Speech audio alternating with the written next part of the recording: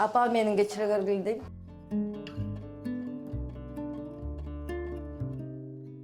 Он жылга эркиндиктен кесилгем. Уже 5-й год сижу. Охота быть возле единственной дочери. И 3 неберем бар, ушу 3 неберем менен болгум келет да.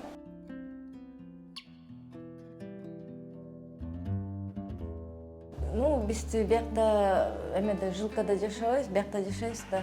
У нас как круглосуточный болуп эсептелинет да. Мы здесь живем, работаем. Бияктан деле почти чыкпайбыз эч жакка да. Биякта эле жумушубузду кылып эле оокат менен эле ошо кирилден кечке иштейбиз, тиги эле бул эле деп атып анан чарчап уктайбыз. Чарчап уктаган оңоюраак да физически эметкенчи, а морально жилкада без работы сидеть, это күндөр өтпөйт да, тяжело проходит.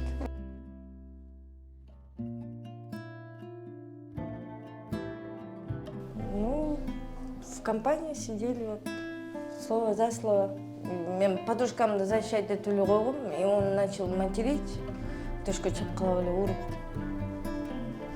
Энеге тийгени үчүн эметип өлтүрүп алгам да. Атайлаган эмесмин да менчи. Атайлап өлтүргөн сөздөн сөз.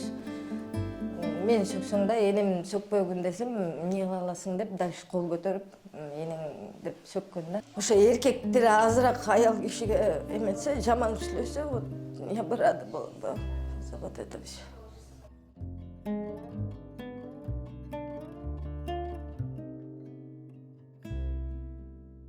Потому что я со школы постоянно одноклассницаларымды защищать этчим да, у нас там бейбаш бала бар болчу да.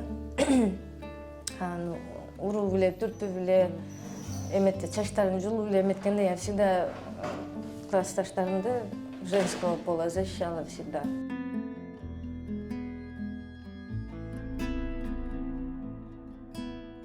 Апа менин кечирегер дейм. Все равно какая-то эме болду да, боль болду да в душе у нее за меня.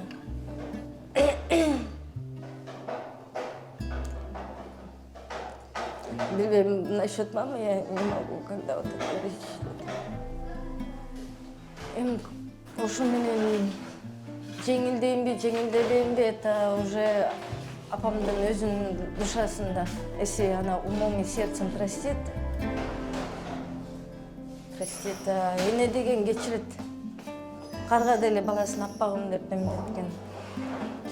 Потому что эне деген балдарына жакын да, не понимает хоть кандай ошибка кылбаса, все равно они прощают своих детей.